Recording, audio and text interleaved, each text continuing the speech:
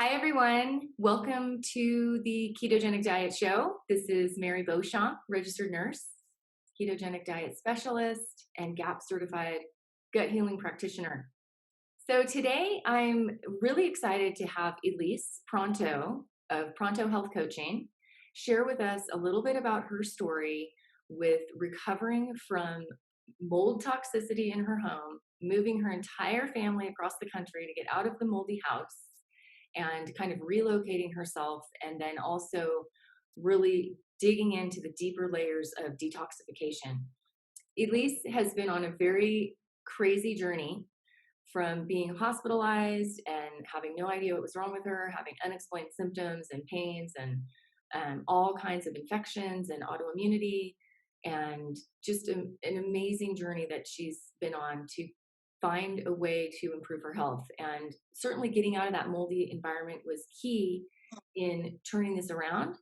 And also, there's been some really significant dietary changes that I'm really excited to share with you guys. And I know that Elysse is very excited to share as well, because the differences and the changes that are being experienced by her are just so amazing. So I'm going to turn it over to you, Elysse, to kind of just dive in a little bit to what you've been doing and the changes you've been doing in your diet. You've been keto for many, many years and kind of ran into some of the typical pitfalls that people run into doing keto. And that really led to a decline in your health. And now you're kind of coming out of that. And that's really exciting. And I want you to share that with everybody. So go ahead. Hello, I'm so happy to be here. I'm Elysse with Pronto Health Coaching. I am a nutritional therapy consultant. So that gives you a little bit of background about, the fact that I do have a little training. I've studied nutrition for so long, and now that's my profession. So I just want to emphasize that just because I had tools. And some knowledge behind health and wellness and nutrition and all of those things. So it wasn't just blindly like, oh my God, what do I do? Like, I don't know how to detoxify. I don't know how to, kind of get healthy. But I'm still learning. I'm still on this journey. So I just wanted to emphasize that real quick. So yeah, let's rewind. I guess I did keto for about 2 years. And I, like you said, Mary, I had success and then not so successful. About, let's see, about 9 years ago when I got pregnant with my daughter, I really dove into the world of health because I wanted to get healthy myself, but it wasn't just about me anymore. It was about feeding this child. And I wanted to do the best I could with that. I grew up in a home with an emphasis on nutrition as well. So I kind of had an understanding of what it meant. And then I started to really not feel well. And I really started to get chronic inflammatory symptoms. And it just was nonstop. I wasn't eating well. I was drinking beer and eating gluten and it was organic, it just wasn't enough. I felt like shit.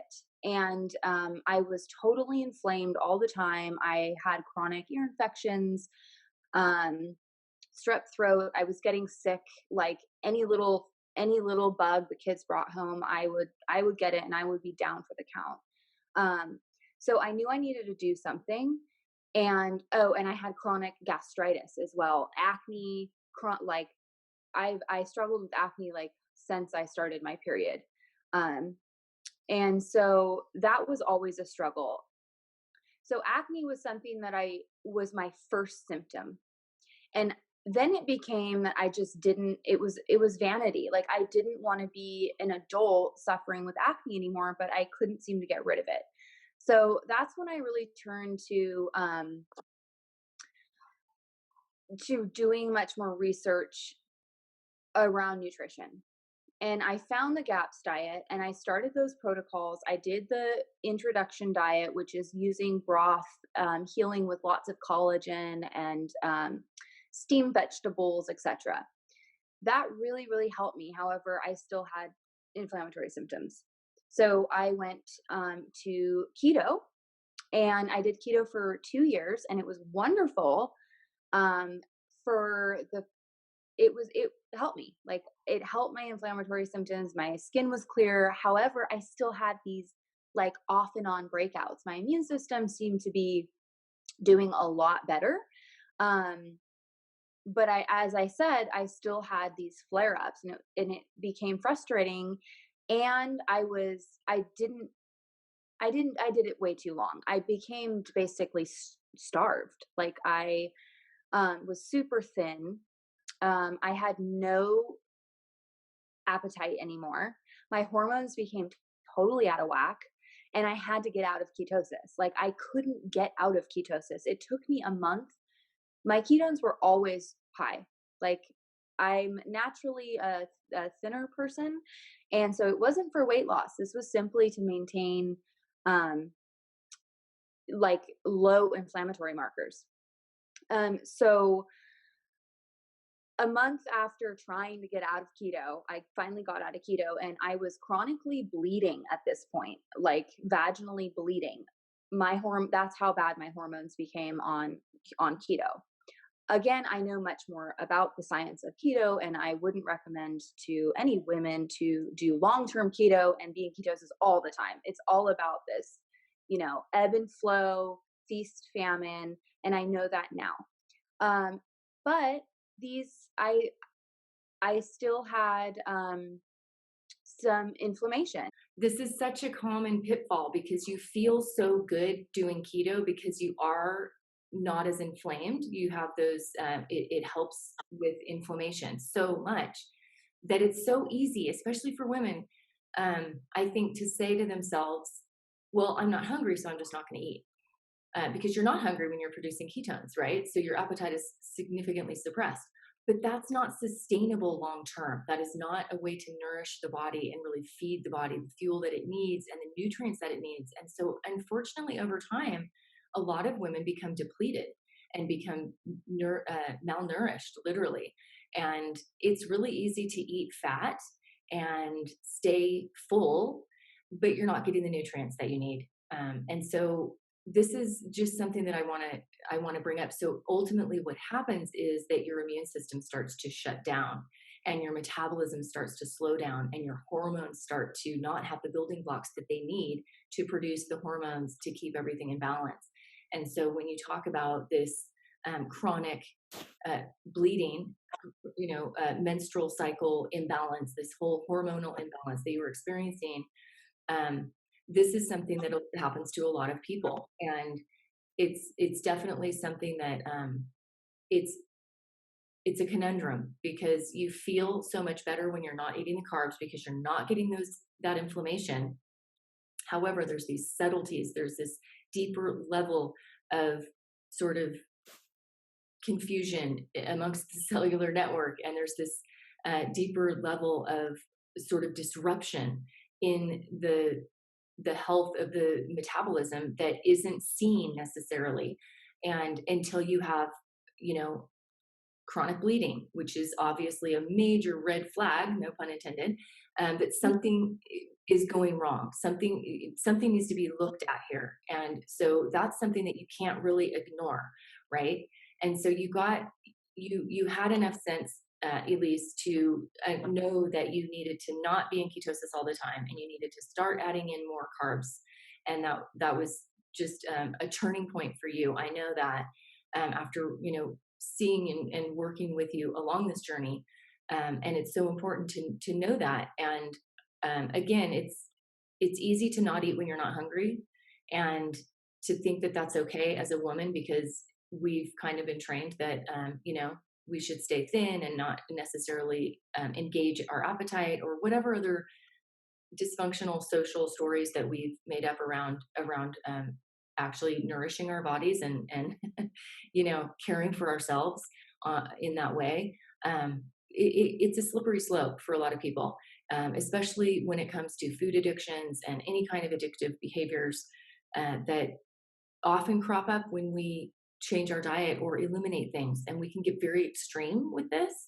And it's not intentional. It's just because we feel so good that we don't want to add in other things. And the same thing really happened with me with fasting as well, because I felt so good when I was fasting that it was like I didn't really want to have, even if I had one meal a day, it was like I would put that off because I knew that I wouldn't feel as good after I ate. And there are some subtle things that we need to understand about what we're choosing to eat that are causing this resistance. And that's really what Elysse is going to talk about next, is what she discovered that was so instrumental in actually allowing her body to heal itself and to not have the negative side effects, if you will, of certain foods. And how do you weed through that? What are the foods that are triggering things and what are the foods that aren't? And that's where this whole discussion comes in so potent around oxalates, lectins, phytates, and all those things that we talk about in the GAPS protocol and also the gut healing protocol that we work with, which is eliminating all those things. So, how can we sustain that with no plants, like long term, stage one gut healing? That's really what this is going to reveal here, is that you can actually do that long term. And there's a lot of people that are realizing that they need to do that long term. And this is known as the carnivore diet or the paleo diet or the ancestral diet or the paleo ketogenic diet. It doesn't really matter what you call it. What I think that we need to just understand is that this is a plant-free diet. And it's a plant-free diet because these plants have these poisons in them that some people, especially when they're immune compromised, just simply cannot handle. If you already have a leaky gut, you might have to be doing this gut healing protocol for months and months and months, even years, maybe forever. And you may feel so good when you do it that you don't ever want to go back. And so Elysse is going to share with us also a story around that she just told me, which I thought was so interesting that I really want you to share with everybody, is what happens when you cheat, or what happens when you've been on this path and then you decide, oh, I'm gonna go ahead and have that food, that plant food that seems healthy, and you get to experiment with that and you get to explore what really happens when you cheat or kind of indulge or slip off the rails or whatever we want to call it. And there's a price to pay, and it's like, okay, do I really want to do that? Because I know I'm going to feel like shit. So keep going, Elise. I can continue with that, but I just wanted to kind of give a Okay. context for where we're going here. I was bleeding. I was heavily in keto, couldn't get out of keto because I had been in for so long. I started having horrible symptoms. And so here's what I want to share here as well, which is I discovered I had been exposed to toxic black mold. So not only, so it's like the chicken or the egg, what came first? I don't know. I don't know if I was having this immune compromised response because of keto or the mold. I think it was the black mold because that's just my feeling. I wasn't eating anymore because I wasn't hungry. I mean, I would eat a little bit here and there because eventually I would get hungry, but I could hardly, I was eating like a bird. Like, and I feel blessed, and I don't have, I've never struggled with, with body image or eating disorders. So it really wasn't that I was trying to starve myself. I literally felt like I would gag. Like I would gag at the thought of eating. Like, and it would be like a few bites and I was just like, I'm so full. Like I can't eat more. So it took me a month again to reintroduce food and start eating. And then I kind of binged out too because I was like, holy shit, like I can't get out of keto. Like what is this about? Like I would eat like a half a pizza or whatever and have a half a bottle of wine or something, and I couldn't get out of keto. And so I just started eating as much as I could of whatever because I had basically starved myself for a while. So back to the black mold situation. My organs started to shut down. I had the worst strep that I know of. Like, I had chronic strep throat. Um, it would not go away. Like, I always had a sore throat and a sinus infection. I It started at the very end, like the last few months I was in that house, it started breaking out all over my mouth. I had strep all over my face. Like a rash, like a sores. It was little whiteheads looking things all over, like pus, like streppy pus. And I had earaches. Oh, my eardrum popped. Like, this is no fucking joke, you guys. Like, it was the worst thing I've ever experienced. I have goosebumps. Like, it was so awful. I'm not gonna cry, but I want to cry. My eardrum burst. It was bleeding all over. I went to the hospital because I was in so much pain. Then the doctor said, "You have appendicitis. You need to be rushed into emergency surgery and get your appendix removed." And then they did an ultrasound, thank God, right before the surgery. And they said, "That's weird. Your appendix isn't swollen. It's not inflamed. So that's super weird." And then they did blood work. I had super high CRP. Obviously, I had inflammation all over. Like, I was dying. And then I was sent home. There's no explanation. I had blood work done for months. Nobody could figure out what was wrong with me. I could not see the mold, mind you. It was behind my bed, the wall above my bed. So I sat down one day outside. Oh, my eyes were so red. I looked like the Walking Dead. I felt like the Walking Dead, and I looked like the Walking Dead. It was just the worst thing ever. I couldn't play with my kids. I was always sick. I was so tired.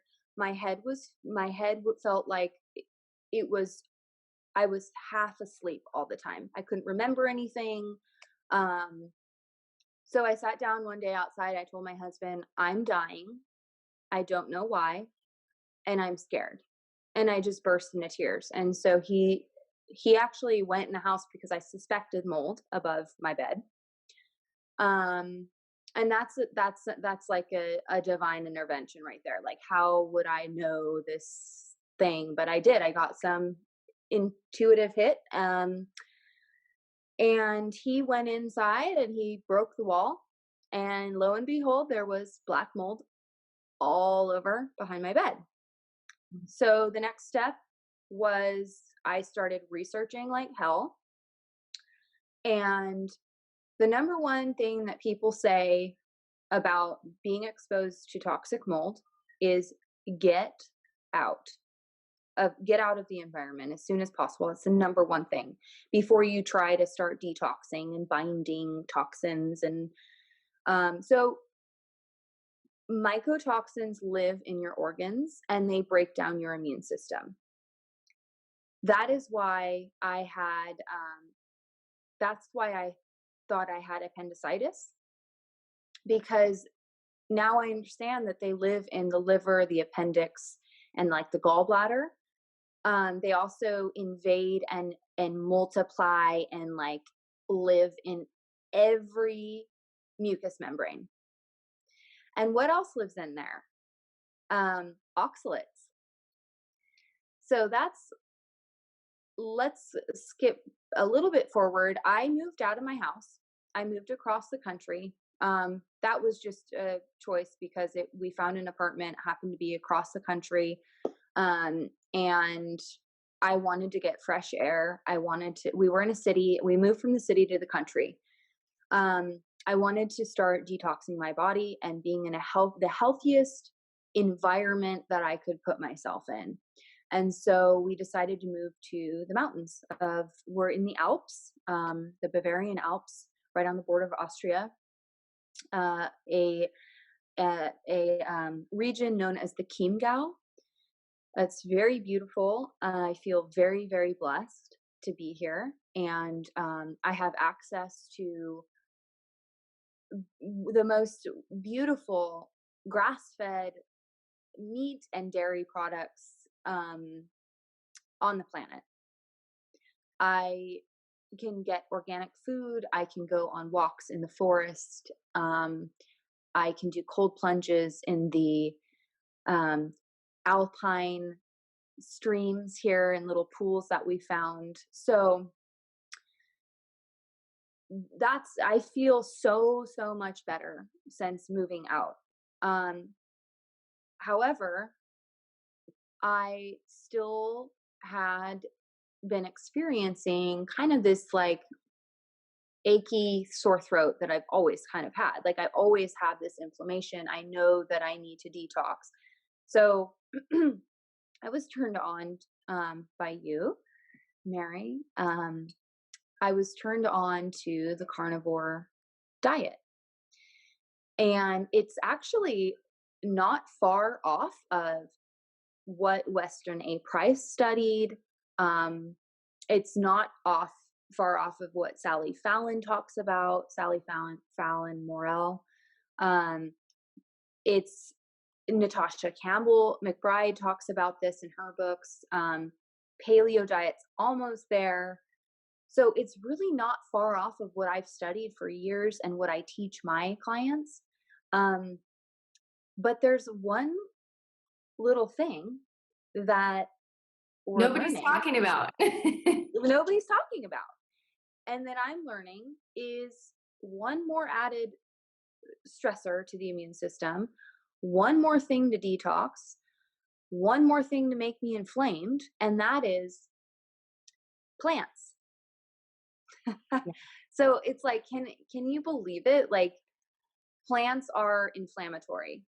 They have something on them that is basically a poison to defend themselves in their environment against predators.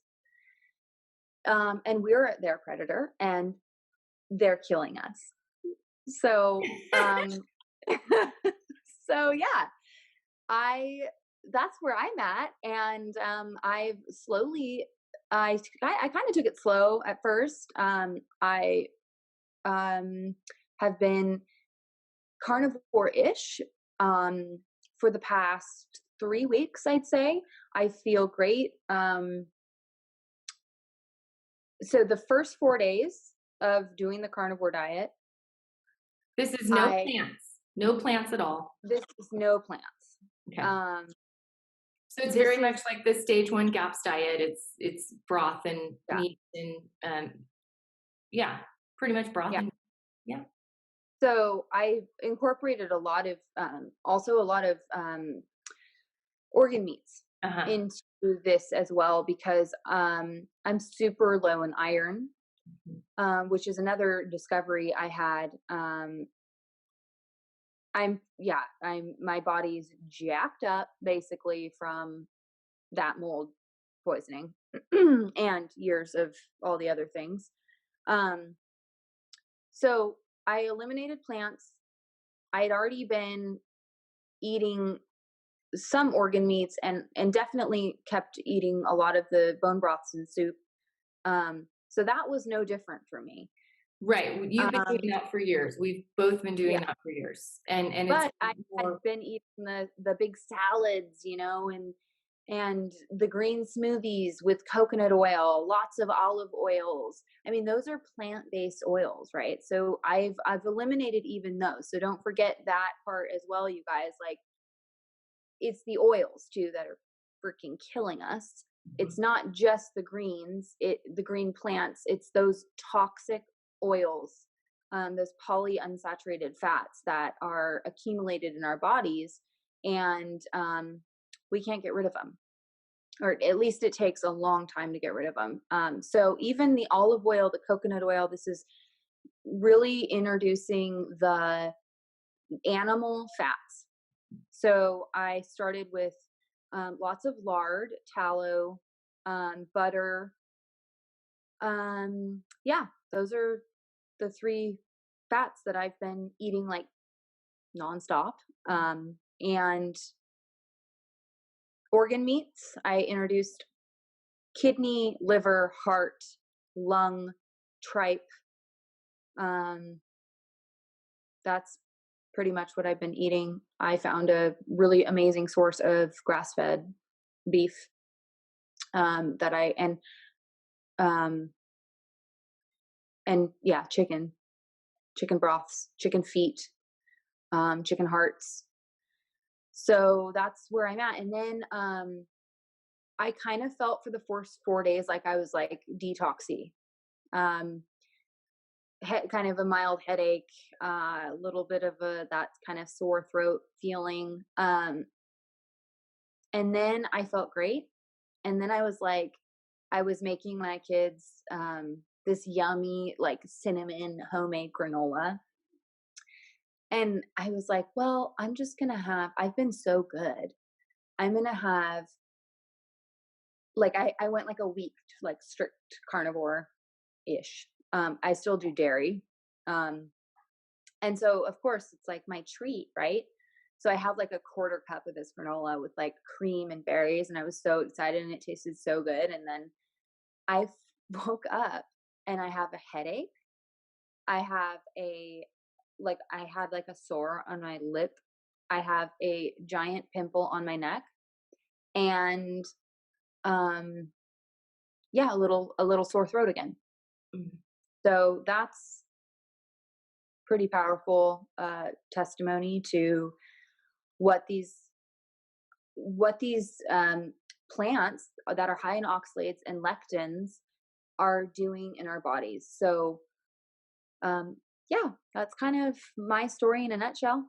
Okay, that's awesome, Elise. Thank you for sharing that. That's really powerful. So yeah, we these are a lot of the typical keto friendly foods, low carb foods that you might think are great. You know, you've got your heavy whipping cream, which is actually quite low in oxalates, right? But you added some other grains or nuts to that.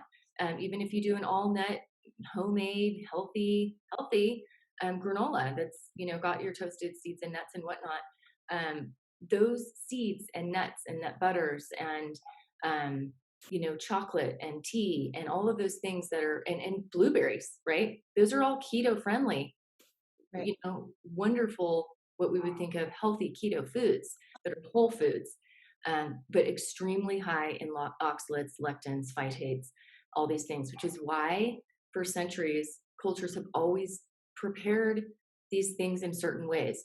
And they were eaten seasonally, right? So the Native Americans didn't run out and eat, acorns off the tree. It took them hours and hours and hours to prepare those so that they could eat them, because they knew from experience that you don't just pick an acorn off the tree, right? They probably had to learn the hard way over millennia to discover how to actually process these things that are so toxic so that they're edible and they don't kill us, right? And so they were eaten seasonally because the acorns would fall, they would process them, they would make their little, um, pancake type things or whatever mush out of these things, and have them once in a while, and then their body would have time to detox. They would, hunt and kill an animal, and they would eat that most of the time, or have boiled broths and things like that. So it's really fascinating to look at these more subtle layers of what we can do when nothing else seems to work. I can't remember how many times you said to me, how much more restrictive can my diet get, right? And like, are you kidding me? I really can't have like all these things that I love, like chocolate and um, you know, nuts and nut butters and all these things. It's like, yeah, actually, and I had to give up chocolate, and I'm in the same process. So we're on these parallel paths, and it's been really fascinating because I'm committed to discovering what we can do to give our bodies the tools it needs to heal itself. And I believe that the body can heal itself if it's given those tools. And so but we're going against this brainwashing, this false belief that we all have to be eating lots and lots of plants. And that was kind of the last straw for me. It was like, wow, if I actually have to eliminate that whole food group, what's left? What's the point? It's like, how boring. And it is boring. I'll give you that. It's a little boring. But it's worth it, and I can say the same thing about myself in terms of the benefits I've been getting. It's like I'm determined not to have to take a giant handful of pills every day and supplements that I've got from, the naturopath. I'm determined to get my blood work back aligned. I'm determined to not be anemic anymore. And so, yeah, that means I'm going to eat some organ meats. I'm going to incorporate those into my diet, not just once in a while, not just when I'm doing the intro to gaps. That's like, this is every day now. I'm doing this and I'm committed to not having joint pain, not having inflammation, not having chronic fatigue and sore throats and all the things too that we share in common. And yeah, so your diet's pretty restrictive and it's a little boring and it's not very socially acceptable. And yeah, you're not really talking about this at the party. You just kind of eat before you go. And Right. Bring you your know, bring your heart or your kidney. yeah, your little cortisone. Yeah, I mean, this is extreme dieting, you guys. This is what I would call radical self care and radical Here. self reliance and radical dieting. This is when nothing else works. I've done keto, I've been in ketosis, I feel great, but I still can't eat anything. What is going on? My body's declining, my health is declining, and there's something else going on. And so I feel like we have hit on something that is so important that nobody's talking about. And I'm here to start talking about it. The thing that was the turning point for me was listening to Paul Saladino interview Sally K. Norton on his podcast when I was actually searching for not only you, but I was searching for several other clients of mine that were in the same boat, having not only all these immune problems and inflammation and chronic fatigue and chronic illness, but um, chronic urinary symptoms, either kidney stones or urinary pain, vaginal pain, crotch pain, which is not something that doctors are talking about. And this is a thing. And a lot of women are suffering from this. Men suffer in different ways, but oftentimes in women, it shows up as skin problems and also urinary pain and discomfort and chronic bladder infections and just crotch pain. I would say that's a major symptom that people with oxalate toxicity are plagued with. And there's just no explanation for it. So it's all these unexplained things, that it's like, I want to get to the root of this. I'm determined to get to the root of why somebody would be having that symptom. And when I heard that podcast with Saladino and Sally Norton, that just blew my mind. And I thought, wow, this is something I have to try for myself. So I've been doing this as well for, I would say, about 60 days now, where I've never gone this long without plants in my own personal life. And I can tell you it's been really transformative for me. And I'm really starting to embrace this idea that, I'm going to be doing this for a long time. And it is extreme, it is radical, and it's okay. I have to do what I have to do. And so I'm going to continue to share my journey as well. I'm going to be having some more blood work done and periodically to see, how are my lipids changing? How is my omega-3s and omega-6 balance changing? And how are these fats that we've been told are also healthy, the sesame oil and the avocado oil and the coconut oil and the olive oil, how is that really impacting our cell membranes? And we hear about, it's you have to not eat these processed oils like soy oil, canola oil, obviously corn oil and things like that are bad. We know that as health practitioners, these processed oils are wreaking havoc on the cell membranes and the immune system and fatty liver and all this stuff. But they're also contributing to obesity and a lot of imbalances with the omega-3s and the omega-6s. So I'm not suggesting that olive oil is as bad as canola oil or soy oil by any means, but I am suggesting that there is something to be said for having more saturated fats, more saturated animal fats than those plant oils. And even some people cannot tolerate any plant material, any plant oils at all. So we're in the process of kind of giving our body an oil change. And I'm helping many clients through this process and have for years. But there's always this kind of misconception about, you don't want your LDLs to get so too high, right? So that's kind of the word on the street, is that you want your LDLs to be low, and if they start to go up, then you better start eating more plant oils to counteract that. And I'm here to say that that might actually not be true. Number one, LDLs being high might not actually be a bad thing, and number two, eating more plant oils can actually make them make that ratio worse. So we're going to start looking at some of these levels of, what are our the lipidemiology around this, and I'm super fascinated by this. So stay tuned for more on how this impacts our transformation in our own bodies, and also so many other people out there in the world that are experiencing benefits when they really ran into dead ends, and they ran up against, I'm not seeing the benefits that I was at the beginning. And if you're struggling with your health, don't give up. Keep looking, keep searching, and if you have pushed away the possibility that your diet could possibly get more extreme, I'm here to say, you might have to open up that doorway and look inside that closet, because it might just need to get a little bit more extreme before you really start having the breakthrough and the benefit that's out there for you, waiting for you. Yeah. Yeah, definitely. And you're going to probably post some info people can do their own research. I mean, it's there. Yeah. So that's the amazing thing is the research is there. The science And is out there. The science is out there. amazing. The amount of studies that are being done on this, and that have been done over the last 50 years, is absolutely mind-boggling. And if Yeah. you want to follow somebody who's looking at the science, a couple doctors, I will post some links under here of some of the doctors that I've been following for years, and particularly are following in terms of this carnivore, um, you know, uh, not only just carnivore. I don't want to say carnivore because that seems so limiting, but this more ancestral diet where we're not eating Yeah. plants that are toxic, and when we do, it's not every day.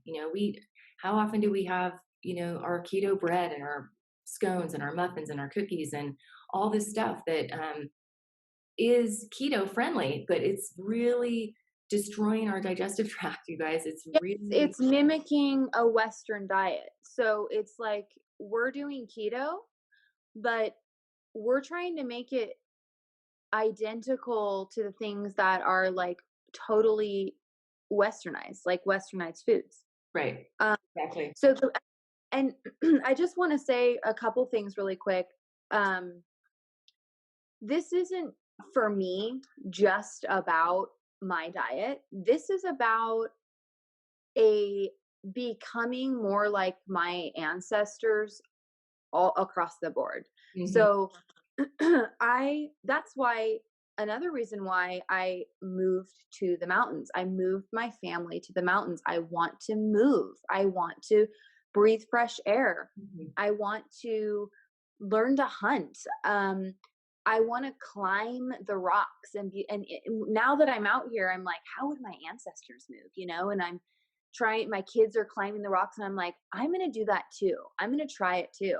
And we just went out the other day, and we were climbing up this freaking mountain thing, like this. Yeah, we were climbing up, and there was roots and stuff, and the rocks, and we were just we climbed up, and I got up to the top, and I was like, uh-oh, I don't know that we can get down, but um, we managed, and we just kept hiking up and found another way down. But so it's not just about this Being diet carnivore. It's concept. not it's not about being carnivore, it's about rewilding ourselves. It's about reclaiming the Exactly. birthright. It's about And getting back to our roots and restoring the earth's microbiome, and really requesting and demanding and seeking out healthy, normal animals that are raised in a natural environment, and not accepting that we have to eat food from industrial farming. That is what's actually destroying the earth, the yes, and creating, ruining the oceans. And I mean, the destruction of monocropping and these grains, right, that are so healthy and saving the planet are palm oil, you guys, palm oil. Oh my right. gosh, like It's deforestation, like Yeah, we So really have to look at how we're gonna restore our own microbiome and our own digestive tract and the Earth's microbiome, and that has to be in synergy, or there's no point in any of this. This is not about us some elite diet where it's not accessible to everyone. This is a way to eat that's gonna actually reduce your food bill much more than you can ever imagine. This is a way to connect to the earth, to what's real and raw, and the vibrancy that we can create on this planet with awakening our consciousness and our mind and our capacity to be present and actually be of service to others that need this kind of health transformation. And people are suffering, and it's so simple. It's like it's not that complicated. We've overcomplicated this whole nutritional world in such a way, and it's so convoluted and so misconceived, and it's so um been a disservice to so many people. It's so confusing, and we can just whittle away and just take away all of that chaff and all of that confusion and the chatter and the media and all of this stuff, and just like, no, we don't really have to buy into any of that, that we're supposed to all be eating lots of plants and lots of nuts and all of these things. It's it might not actually be true, and I just invite you to question if it is, and to just start looking for yourself. And like I said, I'm going to post a lot of links down below this video to give you some ideas of what's real and what's not, and to really challenge your beliefs, because this way of eating is going to challenge all of your beliefs about the planet, global warming, healing, what's really healthy for the body and what's not, and what we need and what we don't. And and that's really what I want to do, is I want to challenge your belief around nutrition, and to really and around the way that you live, and the way that you perceive, and all the beliefs that you have about everything. So this is really going to push all your buttons, and I invite you to just let them be pushed, and just keep looking, keep learning, and keep diving in, because this is, like I said, this is radical dieting. This is a radical idea, and it's the simplest, most basic, down to earth, um, bare bones way of nourishing your body. mhm, yeah. Well, thank you. Thank you so much, Elysse, for joining us and sharing your story. And we're going to hear more. You're on the very beginning stages of this. And, Mhm. I'll have you back in a couple of weeks, and you can say, wow, I'm eating Snicker bars. I feel great, or whatever. I mean, we don't know. We don't know what's going to happen. No, and I was just gonna say, we don't know. I'm taking this one day at a time, Yeah. and we'll see. We'll check in let's say a month or two, and we'll do another evaluation of what's happened and where I'm at.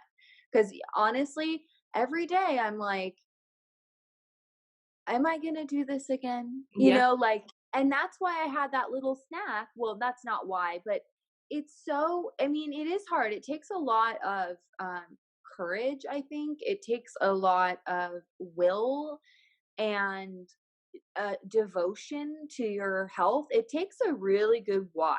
And Yeah, it I does. have a really good why, and still it's hard.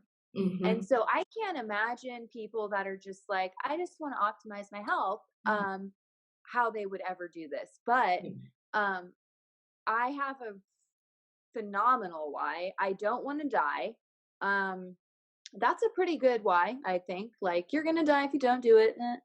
So I'm going to do it. And I'm going to try to stay committed and strong. And we'll check in again in a couple months and see what happens. And Yeah, people don't arrive here by accident. People don't suddenly decide that they're going to just eat animal meat and fat. That doesn't happen. yeah. Like, no, people are here doing this because nothing else worked, and they've Mhm. tried everything else, and they're to the end of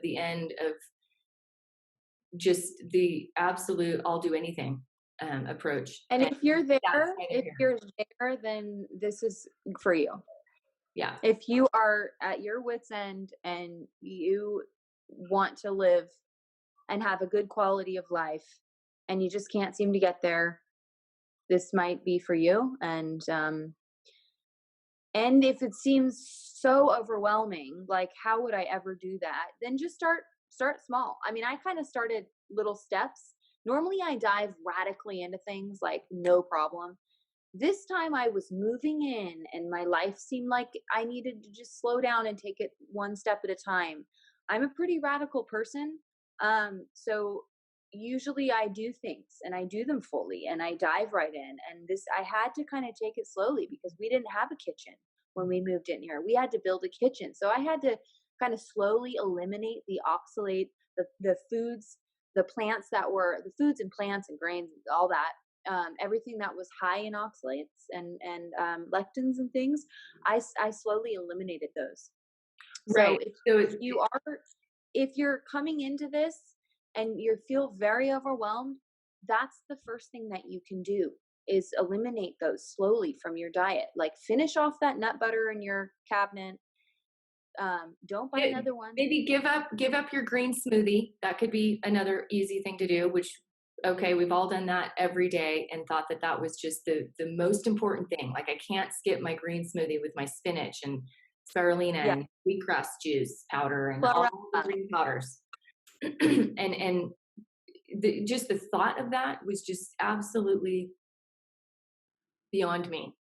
So giving up my chocolate and my tea and my Yeah, green smoothie, I mean, forget about it. I'm never going to do yeah, that. And so you can just take baby steps. And it's actually probably preferred that you slowly back off because the detox can be ferocious. And yeah, so really good point. So you can take baby steps. You can check out ketogenicdietcoach.com, Pronto Health Coaching. We're here to help walk you through this process of incorporating more healthy saturated fats into your diet. And that's really the first place to begin is just get rid of the plant matter and put in more healthy fats. And that's the first step, really. Just take it easy. And I love that you say one day at a time, Elysse, because that is exactly the way I had to go about this. There was just always this little bit of disbelief in the back of my mind, like I can't believe I'm doing this. I can't believe I have to live this way. And it was just like this woe is me, like I deserve a treat or I should be able to eat what everyone else eats or whatever. And you really have to battle with all those stories and addictions, honestly, to do this. And that's why one day at a time, I would do the same thing. I would wake up and I would say, just for today, I'm going to do this one more time, one more meal, just one meal at a time. And that's it. So I'll just leave you guys with that to just take it one meal at a time, one day at a time, and you'll get there. And if you have questions, post them. We'd love to support you on your journey. So thanks everyone for listening. Bye everyone. Bye everyone.